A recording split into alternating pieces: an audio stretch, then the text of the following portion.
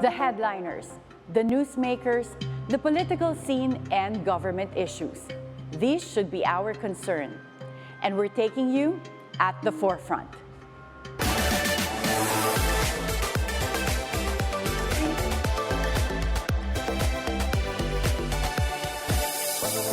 Good morning. I am Attorney Karen Jimeno. Join me at the forefront as we zero in and discuss the details of some of the most pressing national issues that our country faces. Senate President Chiz Escudero is generally supportive of the administration of President Bongbong Marcos. Of late, however, the Senate seems to have a contrasting view from the President with regards to the timeline of the Jeepney modernization program. Is there a brewing rift between the administration and the Senate? Or is this just democracy in action? We're very honored with the presence of no less than Senate President himself, Senator Chiz Escudero. Good morning, Senate President Chiz. Hi, Karen. Good morning. Good morning to our televiewers and followers. Thank you so much for your time today. So, you and several other senators are in favor of postponing the implementation of the Jeepney modernization program. But President Bongbong Marcos said that the modernization program shall proceed. Are there any efforts to meet halfway on this issue? Well, number one, Karen, not most of the senators, all senators actually signed that resolution, all 23 of us. So it's a unanimous position of the Senate. And the position was to postpone it for those who are not yet ready. For those who are well on the way to modernization, to consolidating, to buying these modern Jeeps, we are not pushing for the postponement as to these. And that consists of approximately 83% of our jeepney operators and drivers. But with respect to the remaining 17%, more or less, that's what we are asking government to slow down on, because government is simply not ready. So we talked with the Magic 7 or group of 7 plus 5, those organizations pushing for the continuation of modernization, and we came to an understanding and understood each other. Number two, I'm meeting with those who are opposed to this modernization, the roughly 17%, also to find out exactly what they need and want for us to continue with this modernization. And number three, I'm meeting with Secretary Jimmy Bautista in order to thresh these out, because clearly the DOTR is not fully prepared to modernize all of our jeepneys. To give you some stats, Karen. We have about 200,000 jeeps. The promise of government is to give them 280,000 each by way of assistance to the down payment of these modern jeeps. So you need a total of about 57 billion to give to all these 200,000 jeeps. The amount of money released so far by the DOTR is only 8 billion. It's a far cry from the 57 billion needed. They promised to approve a route plan in all the 1,600 municipalities and cities. They have thus far approved only 11%, and only 71% of those cities and municipalities have actually submitted a route plan. LTFRB hasn't studied how much the fare will be in each route, so to ensure that they can actually pay whatever they promised to pay by way of the modern jeepney they purchased. And finally, they should evaluate the old jeepneys to add to the down payment they can give to these new jeeps, and find out how much they will pay also the owners and operators of these old jeepneys to ensure that these old jeepneys will not be used as a colorum. These questions remain standing. These questions remain unanswered. So to my mind, there is a gap that must be addressed on the part of the President and the Senate. No, Karen, there is no gap, there is no misunderstanding. It's just, as you said, democracy at work. On POGO, the President took the Senate's position. On the jeepney modernization, he did not take the Senate's position. And I guess that goes to show that you have independent branches working with each other. The President on the one hand, the Executive, and the Senate. But it seems a bit strange that all the findings of the shortcomings is coming from the Senate, when this should be, things that the executive branch or the government agencies concerned, like DOTR, they should have been aware of these gaps that make the implementation difficult at the moment. They are aware, Karen. In fact, in the letter of Secretary Bautista to me after we passed the resolution, he admitted all of these shortcomings. All the data I shared with you just now actually came from his letter, sent to me about a week and a half ago. So if and when I do get a chance to meet with the President and discuss this with him, I will make sure to make it a point to discuss it with him. Because perhaps his officials aren't sharing with him the real situation and data regarding this matter.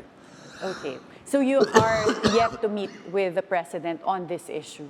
Hopefully, Karen. I don't have a regular meeting with the President, so hopefully. Okay. And you think that, for example, if the Senate is able to prevail upon the government agencies to postpone the implementation of the Jeepney modernization program, you don't think that this will put a strain on the relationship between the President, because he has already expressed what he wanted, and the Senate? No. Again, to clarify, we seek postponement as to those who are not yet ready, because the government itself is not ready.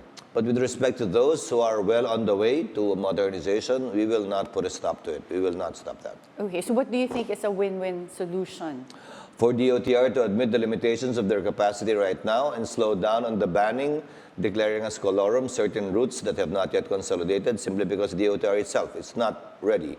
Now, once they are ready, then fine. They can step on, they can release the brakes and come in full steam ahead with respect to all operators and drivers, the remaining 17% specifically. You've mentioned before that the Senate will limit the approval of holidays. Can you explain to us what the insight is in relation to this? Because, just yesterday we also had a presidential proclamation that moved the holiday, the National Ninoy Aquino Day, to the 26th. But what is the rationale behind limiting holidays? Well, number one, that's holiday economics. That started with the time of GMA. If a holiday falls on the middle of a week, they would rather move the holiday closer to a weekend so that we can have a long weekend so that Filipinos can go around and you can promote domestic tourism. That's been done since the time of President Arroyo. Now, the logic of the Senate's position is this. We don't want to add to the holidays, but we will not subtract or deduct from the existing holidays. That is a long debate that will probably take decades to discuss or settle. So why do we want to limit or add to holidays? Number one, right now we have 21 national holidays. On average, each local government unit has 2 holidays, local holidays. So you're talking of the municipality or city foundation day, the provincial foundation day. So that's a total of 23 holidays. Usually the president declares a day sandwiched by 2 holidays as a holiday or right after a holiday. So usually, for example, the president declares January 2 as a holiday. Usually December 26 is declared as a holiday. So roughly 25 holidays thereabouts in a year. If you think about it, that's 20. If you only have 22 working days in a month, so that's about a month worth of work declared as a holiday. Those who are paid by day won't have work. Those who are permanent employees get to be paid double during these days. So if you have 13th month pay and you have 1 month of holidays, so that's about 14 months, that affects the competitiveness, if at all, of Filipinos in relation to other workers abroad.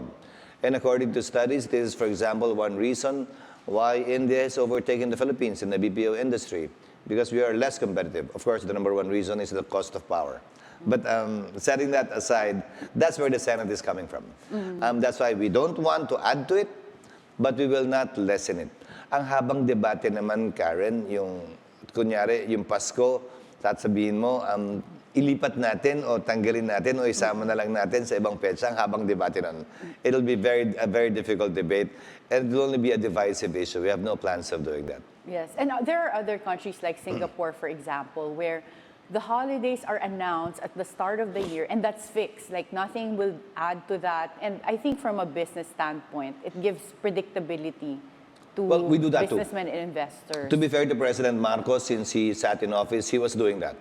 Only that these small changes. So he announced that August 21 will be a holiday, but he wrote a proclamation yesterday that he moved 21, again following holiday economics, to a later date in order to consolidate a longer weekend. Okay, but when you talk about special non-working holidays, is that part of what you deem as adding? That's part of the 21, actually.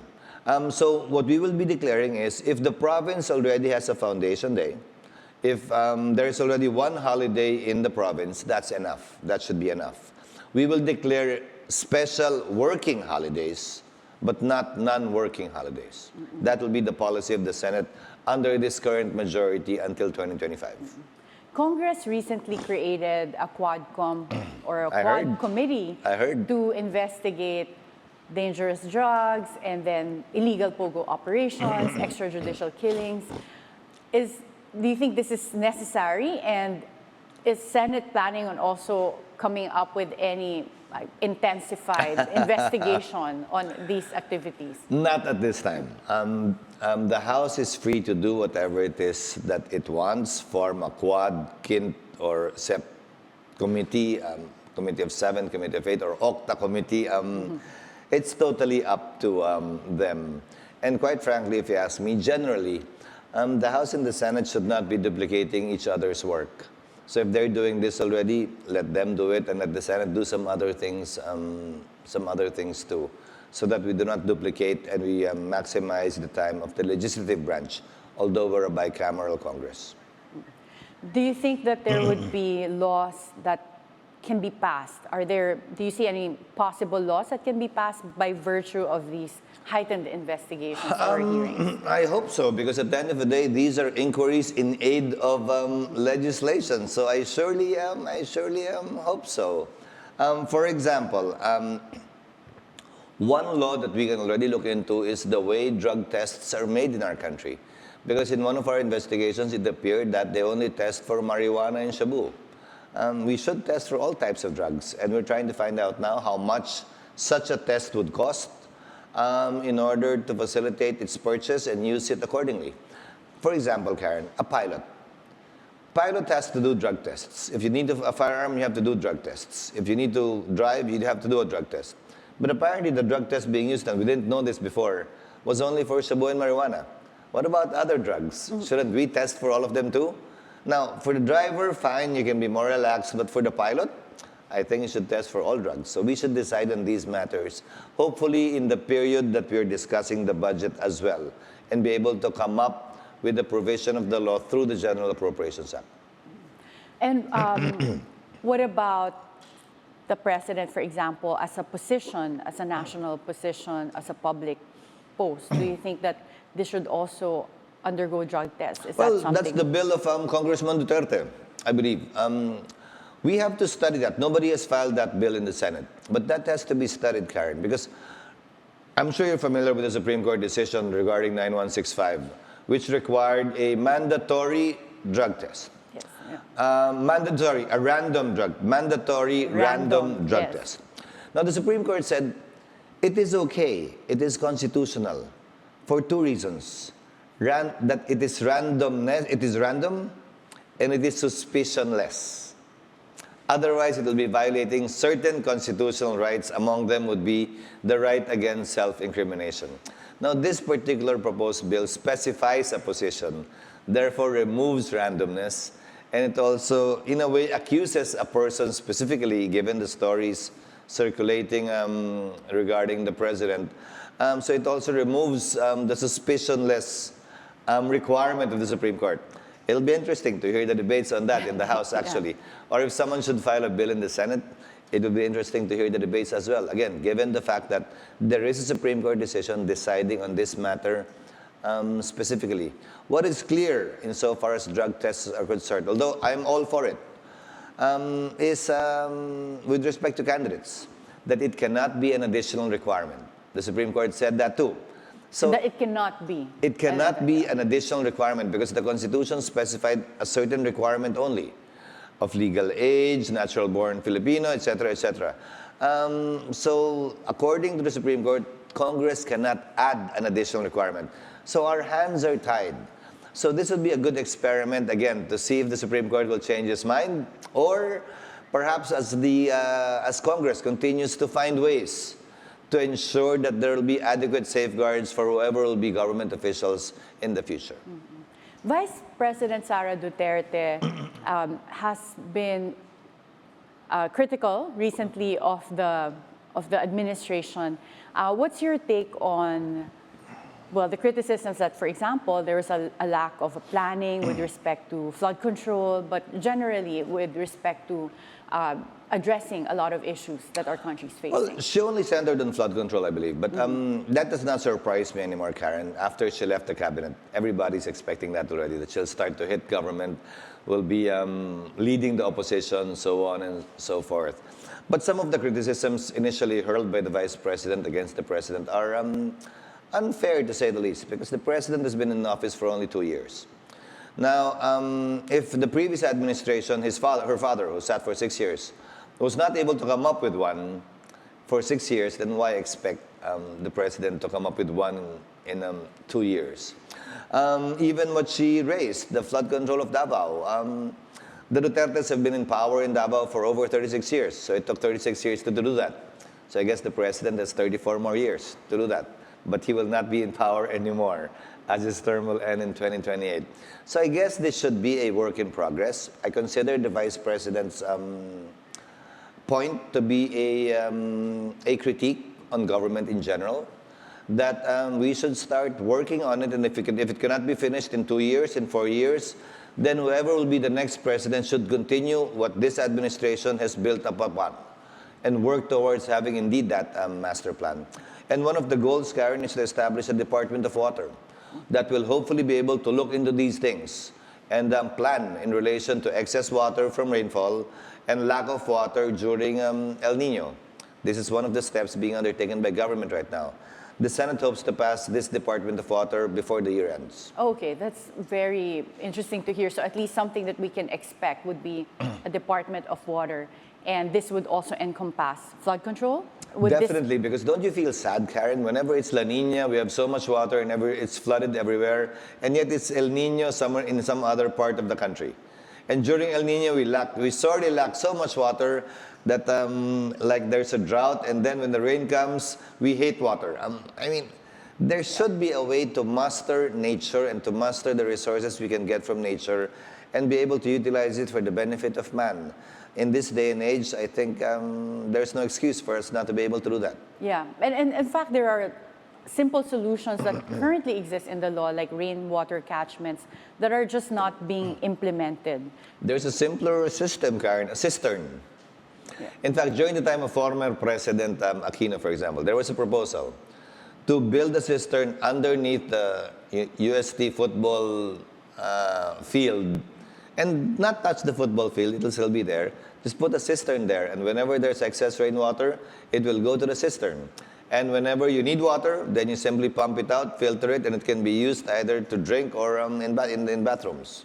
Yeah. So the DPWH won't have the flood control programs or projects under it anymore, but under this water department? Yes, at least identification of the projects will be under the department. The implementation can still be with the DPWH, like school buildings, but the determination as to where will be determined by that department.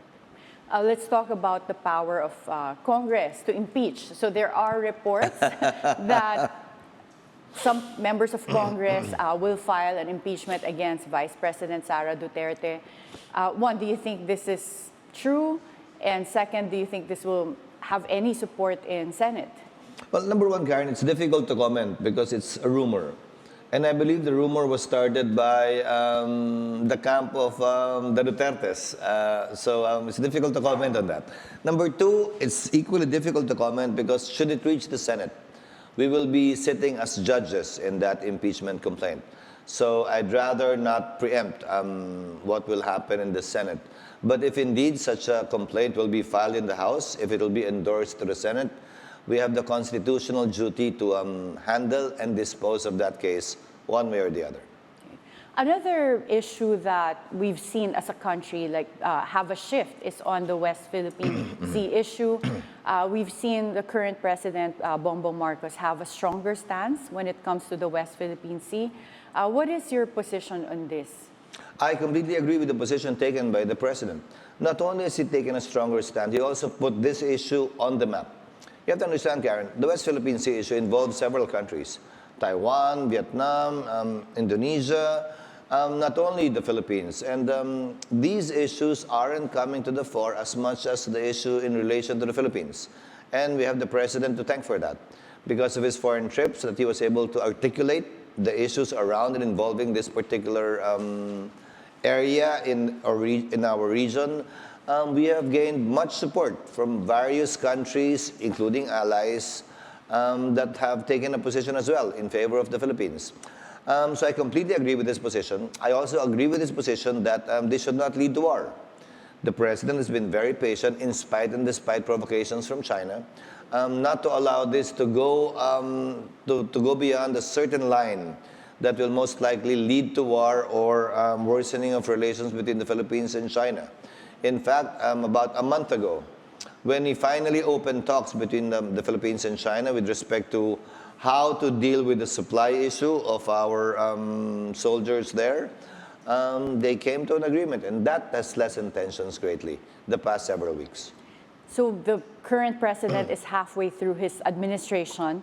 How would you rate the administration so far of President Bongbong Marcos from a scale of 1 to 10? But before you answer that question, Senate President Chiz will have to pause for a short break. At the forefront, we'll be right back.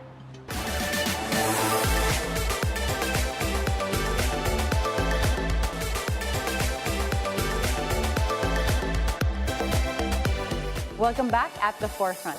Senate President Chiz, before the break, we were asking you, how would you rate the administration of President Bongbong Marcos from a scale of 1 to 10? I think a 6 or a 7, Karen. And I think even if you ask the President himself, he'd rate himself close to that number. Simply because it's barely halfway through his term. And he still has 4 years and a long way to go. I think he himself sees things, a lot of things still needs to be done. And the first 3 years, first half of any president's term is usually spent laying the foundation of what ultimately his administration's legacy will be. And he's at that stage. And if the president agrees that indeed this would be the grade he should receive, then that is something to look forward to, because that means he has a bigger room to aspire for a higher score. I'd rather have that kind of a president and leader than a leader who's simply sitting on his laurels and saying he's a 10 and has no more room to go up. Mas maganda yung may paakyat pa o may papangarapin pa siyang mas mataas na numero. Well, another issue that we've seen a shift from is the ICC. At the start of the term of the president, he said that he thinks that the system of the Philippines, the justice system, is working and there's no need for ICC intervention. What is your take on the ICC coming in for an investigation and then possibly enforcing a warrant of arrest? Well, the justice system is working in the Philippines, Karen. You are a lawyer, I'm a lawyer, and I am unable to admit that it is not working, which will therefore give rise to ICC jurisdiction over our country. I'm not taking sides in respect to the cases being talked about in relation to the former president, but as a principle, my position is our justice system is working. So that precludes, even if we're a party to the treaty, ICC intervention. And given the numerous cases being filed against officials of the previous administration, I wonder and I ask why not a single case has been filed against them in relation to this. Number 2, investigations have been done by the DOJ in the past, by the Commission on Human Rights, and there is a current investigation being done right now, as you said, by the Quad Committee in the House of Representatives. So I don't think it's accurate too to say that this is not being looked into. And thirdly, Karen, I have questions too as a lawyer. For example, fine, the ICC treaty says that even if we withdraw, they still have jurisdiction over the matters they've taken cognizance over already, prior to withdrawal. But we have already withdrawn. And that withdrawal is effective a year after you submit. So my question is, what effect would the warrant have in our country, given that we've withdrawn officially from the ICC? Should they go through the process of recognition of a foreign judgment before it can be enforced in our country? These are some legal questions and queries that should be answered in the next coming weeks, if indeed a warrant is forthcoming, as being announced by some of the members of the opposition or those opposed to former President Duterte. Yeah, you raise very interesting points because if at the end of the day they have to go to our justice system to, for example, like have that warrant of arrest recognized similar to recognizing a foreign judgment, then it is also acknowledging that your justice system is working, therefore we're relying on your justice system. So if it's now a warrant affirmed by a local court, then probably it's something we can hold on to. But take, for example, my situation, Karen. I'm the Senate President. A foreigner whom I do not know, who gives me an ID, presents to me a warrant from the ICC. What would be my legal basis to enforce that warrant, even accept that warrant, given that we're not a state party to it anymore? I don't have the power to bring back the Philippines membership to the ICC. So we would have to take things at face value. So I think that would be a good process to take, if that is the legal process to take. The lawyers who are far better than I am at international would be in a better position to answer. Okay, thank you, Senator Chiz. How would you describe your relationship with First Lady Lisa Araneta Marcos? One of the famous events was when she took your wine glass. Can you give us an insight if that was like a personal joke or it was taken out of context? It was a joke. But then again, I'm being called a waiter is actually to a lady is actually an honor, because that's the basic definition of a gentleman, to wait on a lady. And people forget that that's where the word waiter actually came from, to simply wait on a lady, to wait on a person, to be respectful. That's actually something blown out of proportion. That is really nothing to both the First Lady and to me. And it's actually something we just laugh about whenever we meet, which was last night in connection with the President of Singapore, to make sure that we have one glass each. So there's no...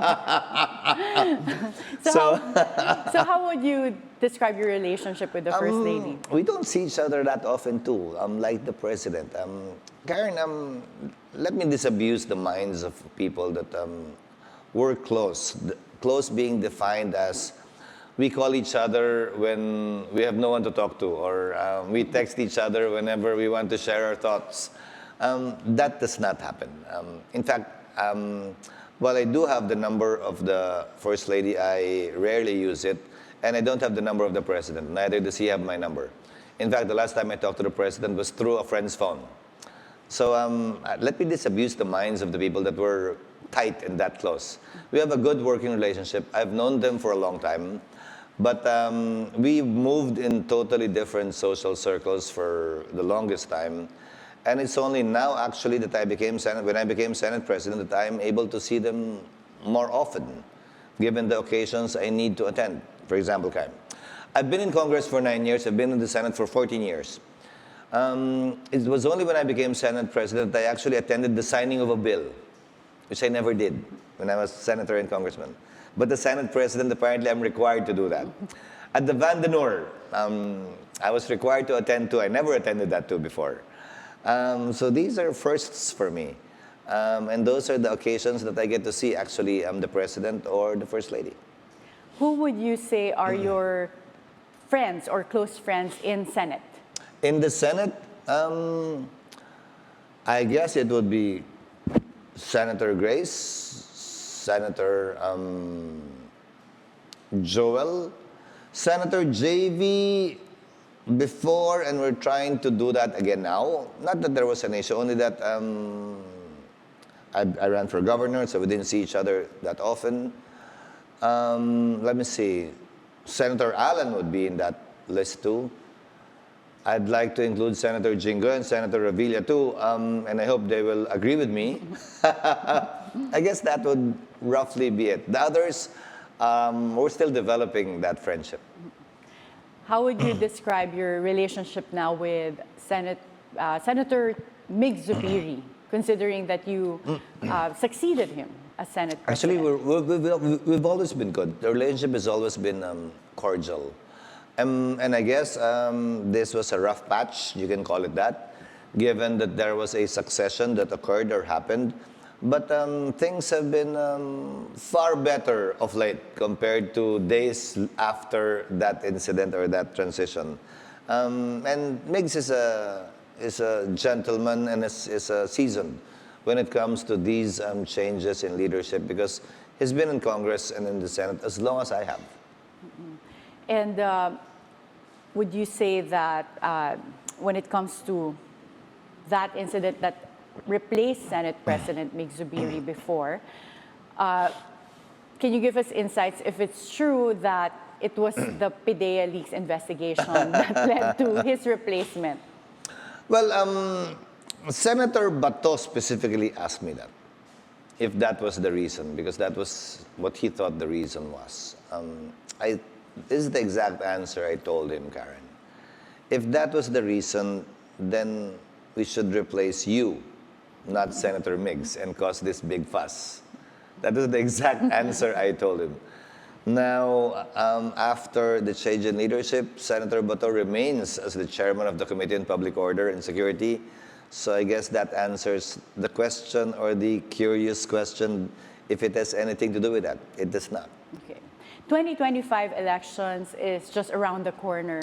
And before, Vice President Sara Duterte said... And I'm happy that I'm not running there. And it's good for us as well that there's some consistency when it comes to the leadership in Senate.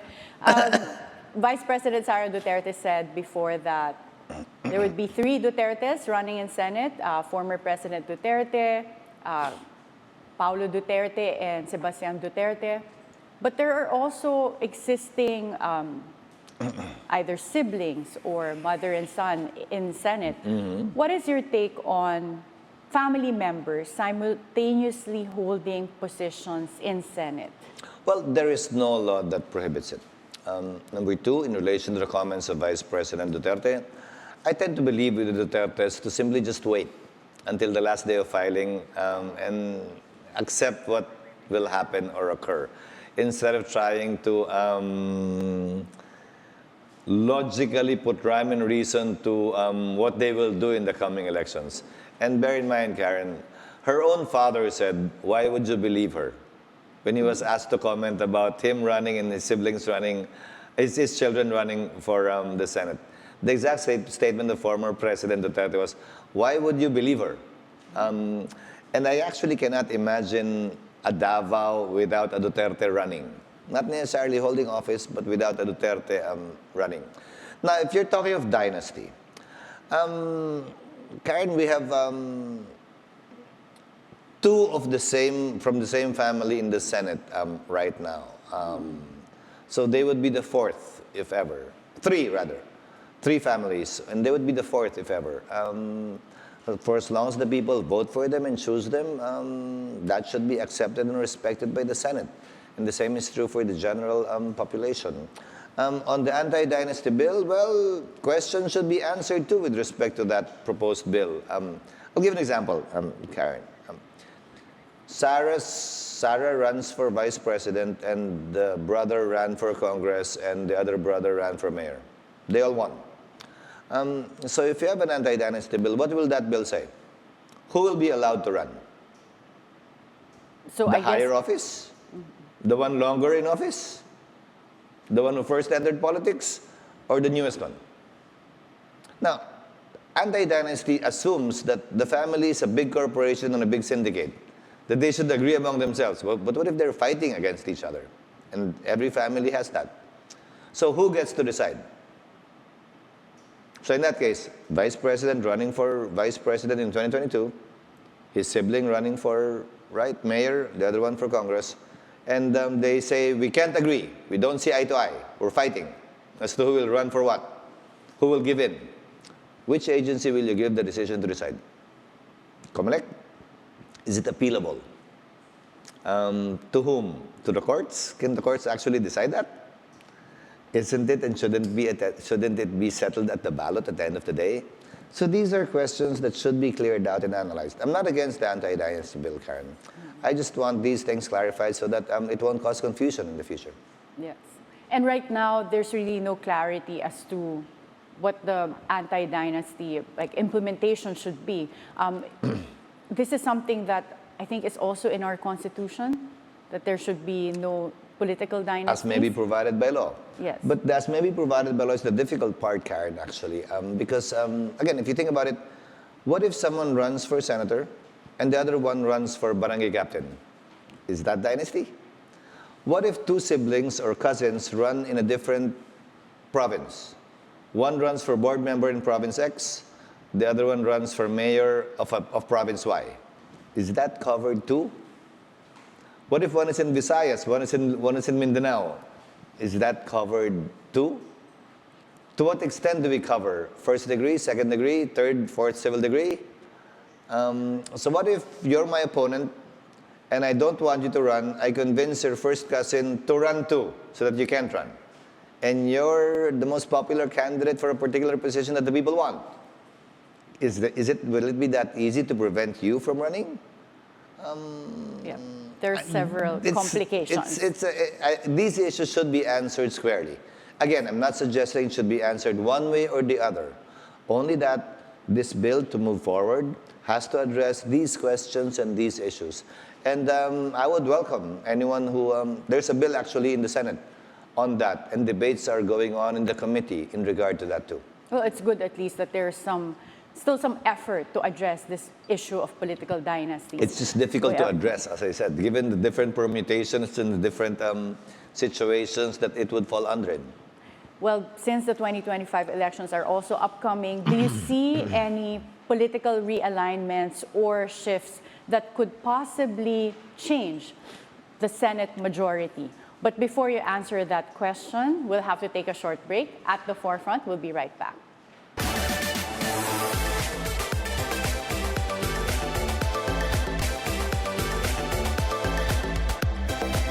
Welcome back at the Forefront, and we still have with us Senate President Chiz Escudero.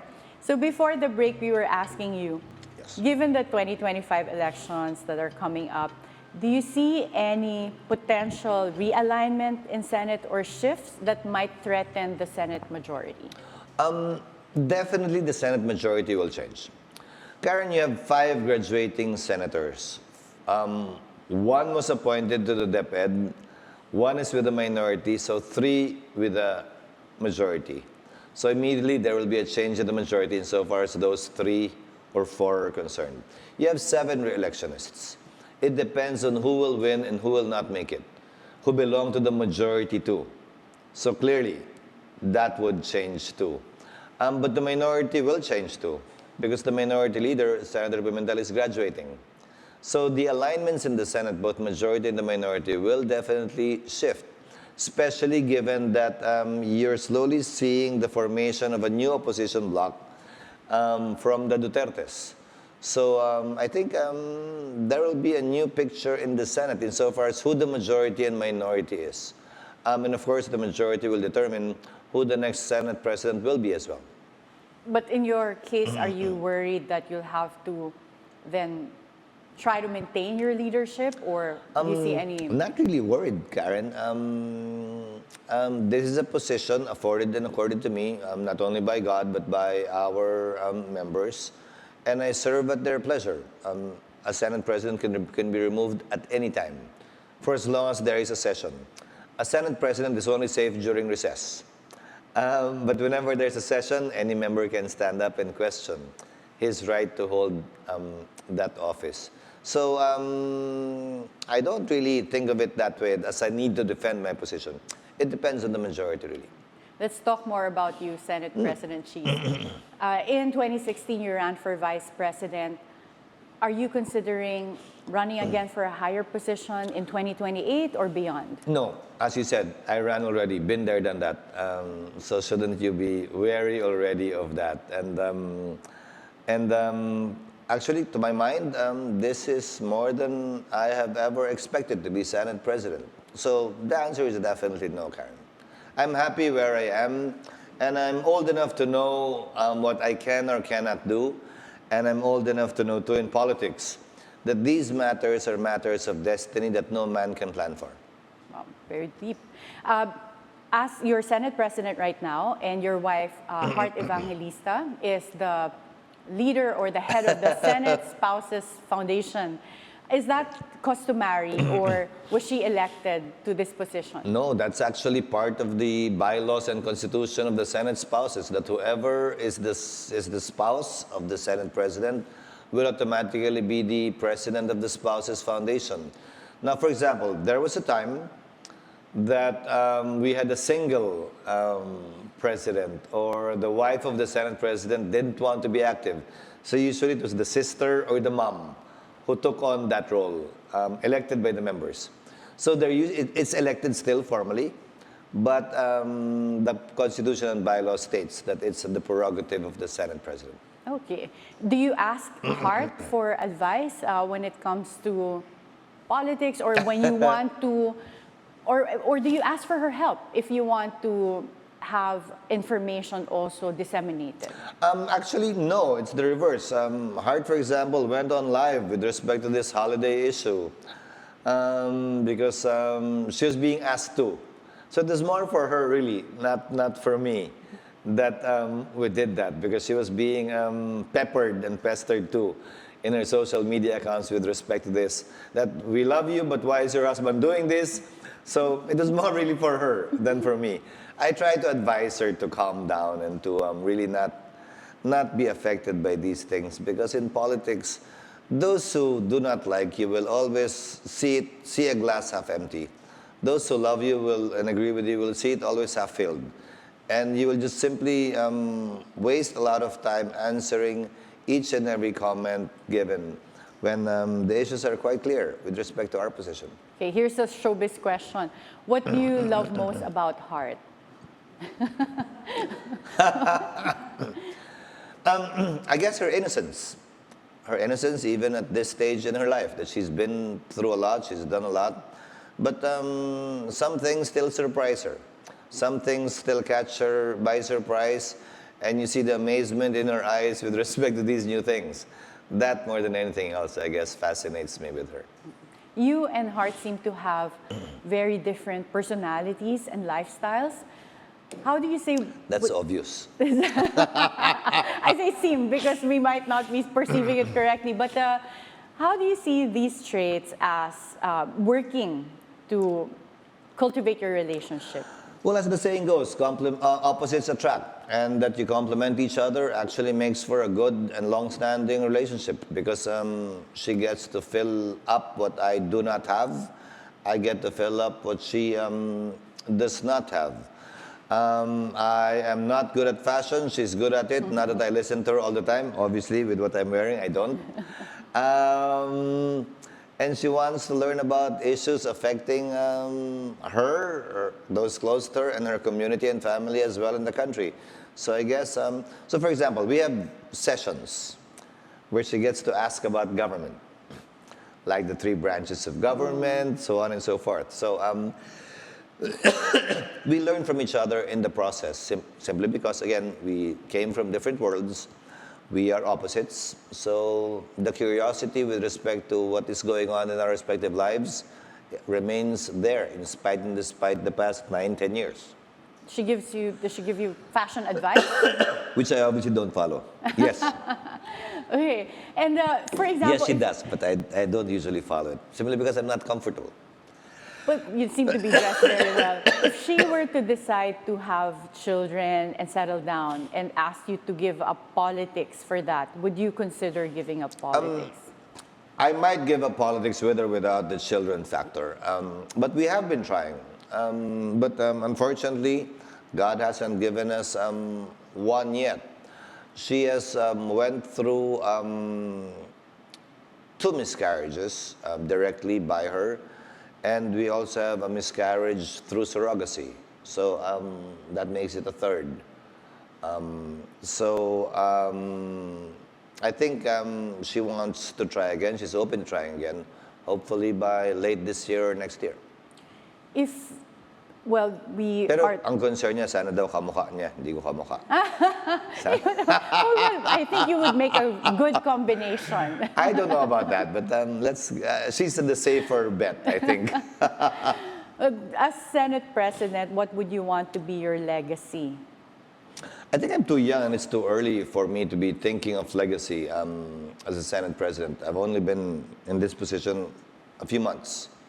And I'm still at the stage of working and doing my job as such. And haven't had that much time actually to think of what my legacy will be. And my basic definition of legacy, this should be written or said by someone with the benefit of hindsight. Enough time passing by and let them look back and see indeed what that person was able to do.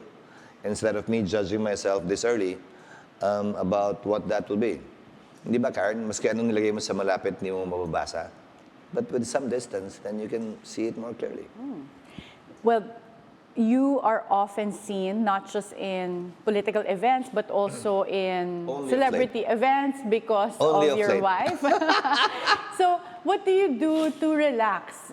Because you seem to be very busy. I sleep, Karen. I love sleep. I value my sleep. I enjoy sleeping, actually. Probably before my high blood episode, sometime late March, I would sleep 3-4 hours a day. But since I was given a chance to experience sleep, because they gave me meds to sleep, I've enjoyed sleeping since then. So now it's 7 or 8 hours minimum of sleep for me. So if I have time, if I'm not doing anything, I sleep. I'd rather do that more than anything else. So this high blood episode, was this the health scare that Hart mentioned before? Yes. In March 28th, my BP was what, 220 over 120? Wow. That's really very high. Apparently, but I wasn't feeling anything. So that made it more dangerous, I guess. Do you exercise or I what do else? actually. That's ironic. I do. I do at least, at that time, I was doing about 15,000 steps a day. I was doing gym workout. My labs were perfect. But then again, the doctor says, as they say, as the saying goes, shit happens, it just happened. And apparently, I guess, it was the lack of sleep as well. Apparently, yes. The lack of sleep, because I wasn't even stressed at that time. Well, you're still very young, Senator Chiz. Do you see yourself retiring from politics Yes. anytime? Yes. Yes. See, the answer came immediate. Yes. I've been in politics for quite some time, Karen. 9 years as a member of Congress. Today, 14 years as a member of the Senate, so that makes it 23, and 3 years as governor, that makes it 26. Nearly half my life I've served in government. And I would want to live and enjoy life not in a wheelchair.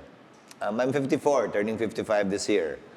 So I would want to enjoy life too and relax, not to be running after certain things or being concerned about a lot of things. Yes, I think that time is coming. My term is finishing in 2028. I can run again if I decide to do so, but I haven't quite decided yet if indeed that's what I want to do. So if running for re-election is not even a sure thing for me right now, what more your earlier question of running for higher office? That is clearly not within my radar, nor my peripheral vision. But at the moment, you haven't decided yet what you plan to do.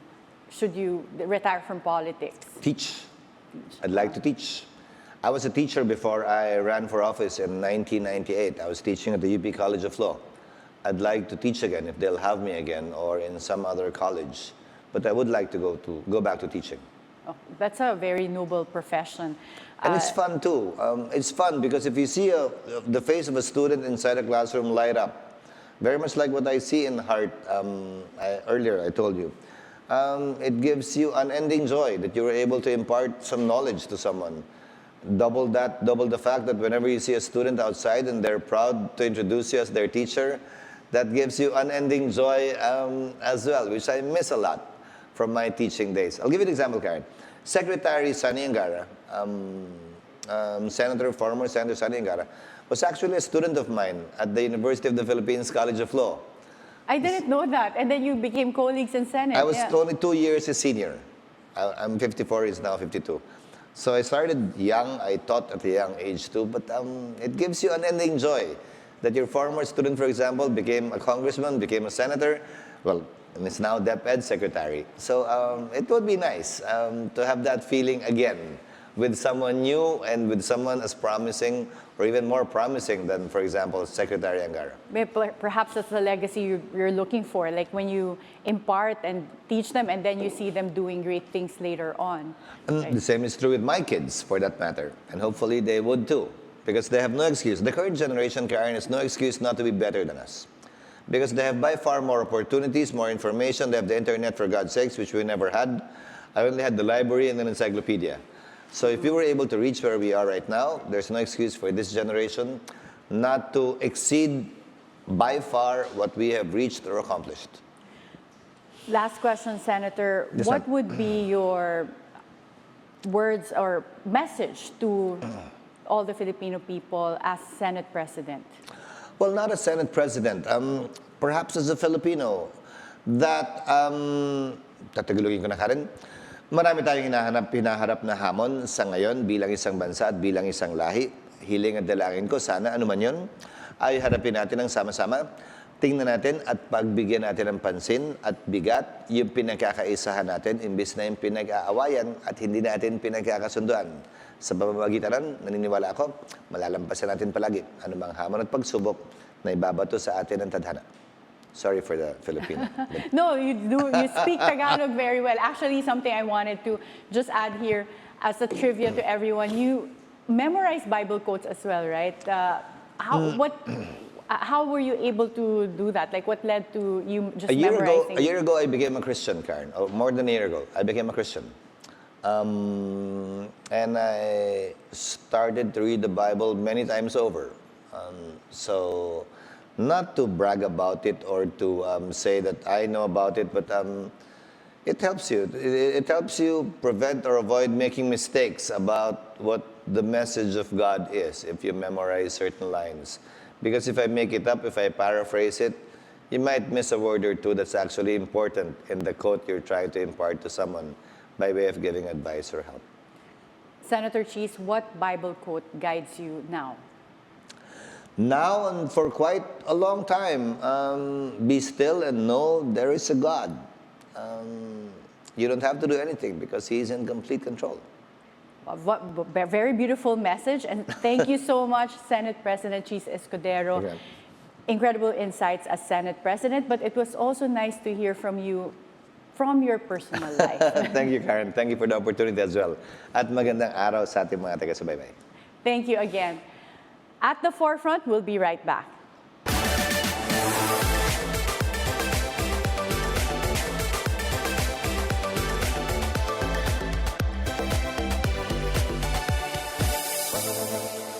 Senate President Chiz Escudero believes that a contrasting position between the administration and the Senate on a social issue does not indicate a rift in relationship but democracy in action.